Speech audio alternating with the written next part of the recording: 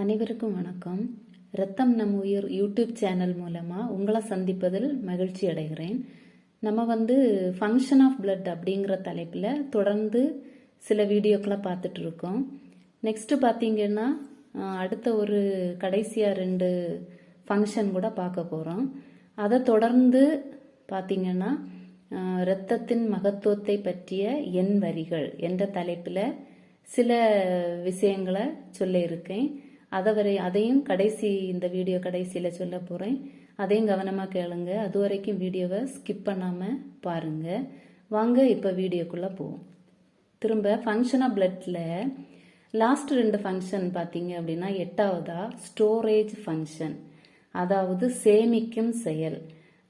மனுஷன் மட்டும்தான் சேமிப்பானாங்க, பிளட்டும் கூட சேமிக்கும். அது என்ன சேமிக்கும் அப்படின்னு பார்க்குறோம். Blood serves as a ready-made source for these substance like protein, glucose, sodium, potassium அப்படின்னு சொல்லியிருக்காங்க. இதில் பார்த்தீங்கன்னா பிளட்டு நம்ம சாப்பிட்ற சாப்பாட்டில் இருந்து கடைசியாக வர்ற அந்த சத்துக்களை பார்த்தீங்கன்னா புரோட்டீன் ஆகட்டும், குளுக்கோஸ் ஆகட்டும், இதில் எலக்ட்ரோலைட்ஸ் அதாவது சோடியம், பொட்டாசியம், பைகார்பனேட் இப்படிப்பட்ட சத்துக்களை என்ன பண்ணுதுன்னா சேமிச்சு வச்சிருக்கு. ஏன்னா தேவையான நேரங்களில் இந்த சேமிச்சு வச்சிருக்கிற இப்படிப்பட்ட சப்ஸ்டன்ஸை நம்முடைய உடம்புக்கு தந்து ஹெல்ப் பண்ணுறதுக்கு. அதாவது சில நேரங்களில் நமக்கு பசி இருக்குது, ஃப்ளூயிட் லாஸ், அதாவது தண்ணி சத்து சில நேரம் குறையும் போது நமக்கு ஒரு ஃப்ளூயிட் லாஸ் ஆகுது. திரும்ப பார்த்தீங்கன்னா எலக்ட்ரோலைட் லாஸ் அப்படின்னா இந்த சோடியம், பொட்டாசியம், குளோரைடு, பைகார்பனேட் இப்படிப்பட்ட எலக்ட்ரோலைட் லாஸ் ஆகுற நேரங்களில் பிளட்டு தாங்க நம்ம டிஷ்யூக்கு உணவளிக்குது. அதாவது நம்ம உடம்புக்கு உணவளித்து நம்மளை அந்த ஒரு சடனான ஒரு இமீடியட் ஸ்டேஜ்லேருந்து நம்மளை காப்பதற்காக பிளட்டு தான் ஹெல்ப் பண்ணுதுங்க. திரும்ப 9வது பார்த்தீங்க அப்படின்னா டிஃபென்சிவ் ஃபங்க்ஷன், அதாவது எதிர்த்து போராடும் செயல். இப்போ ஒரு எதிரி நம்மளை அழிக்க வரான் அப்படின்னா நமக்கு இயல்பாகவே ஒரு எதிர்த்து போராடக்கூடிய குணம் நமக்கு வந்துடும்.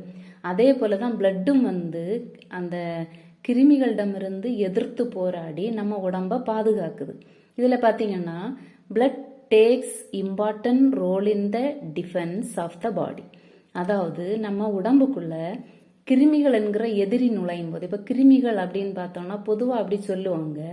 இப்போ ஃபார் எக்ஸாம்பிளுக்கு பார்த்தீங்கன்னா பாக்டீரியா, வைரஸ்ஸு, ஃபங்கஸ்ஸு, திரும்ப பேரசைட்ஸு எக்ஸெட்ரா இப்படி நிறைய விஷயங்கள் கிருமிகள் அப்படிங்கிற ஒரு காமனாக உள்ள ஒரு நேமில் சொல்கிறாங்க. இப்போ அதை எதிர்த்து போராடுவதும் இந்த பிளட்டு தான். ஆகவே இந்த பிளட்டு தான் என்ன பண்ணுது அப்படின்னா நமக்கு ஒரு பாதுகாப்பு அரணாய் செயல்படுது. அப்போ பாதுகாப்பு அரணாய் செயல்படும் போது வேற வெளியேந்து ஃபாரின் சப்ஸ்டன்ஸ், அதாவது வேற எந்த காரணங்களும் நம்ம உடம்புக்குள்ள நுழையாதபடிக்கு எதிர்த்து போராடுகிறதுனால நம்ம உடம்பு பாதுகாக்கப்படுது.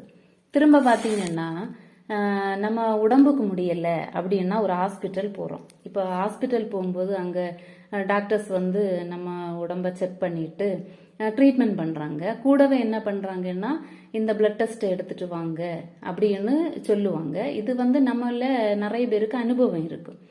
இப்போ இந்த பிளட் டெஸ்ட்டை எடுத்துட்டு வாங்கன்னு சொல்லும்போது இப்போ ஒவ்வொரு டிசீஸை அவங்க டிசைட் பண்ணியிருப்பாங்க நம்மளை டயக்னோஸ் பண்ணிட்டு. இப்போ அந்த டிசீஸ் தானே அப்படின்னு சொல்லிட்டு அவங்க தர இன்வெஸ்டிகேஷன்ல அதை கன்ஃபார்ம் பண்ணுவாங்க. அதுக்கு நம்மளை என்ன பண்ணுவாங்கன்னா லேபுக்கு அனுப்புவாங்க. அப்போ பிளட்டை எடுத்து டெஸ்ட் பண்ணி அந்தந்த டெஸ்ட்டுக்கான ரிப்போர்ட்ஸை தருவாங்க. இதுவும் பிளட்ல பண்ணக்கூடிய ஒரு இம்பார்ட்டண்ட்டான இன்வெஸ்டிகேஷன் அப்படிங்கிறத நிறைய விஷயத்த பண்ணுறாங்க. திரும்ப பார்த்தீங்கன்னா இப்போ எதேச்சையா ஒருவருக்கு ஆக்சிடென்ட் ஆகுது அப்படின்னா பிளட் லாஸ் ஆகுது அப்படி பார்த்தீங்கன்னா அந்த பிளட் லாஸ் மூலமா உயிருக்கு ஆபத்து ஏற்பட வாய்ப்புண்டு. அதனால என்ன பண்ணணும்னா நம்ம எப்பவும் கவனமாக தான் இருக்கணும். இப்போ இந்த நம்ம உடம்புக்கு தேவையான பிளட்டை கரெக்டான அளவில் பாதுகாக்கிறதுக்கு நம்ம கரெக்டாக நியூட்ரியன் ஃபுட்டு சாப்பிட்டு கரெக்டான அளவை மெயின்டைன் பண்ணுறது நம்ம கடமை. அதை நம்ம தான் அதை பார்த்துக்கணும். சரியா?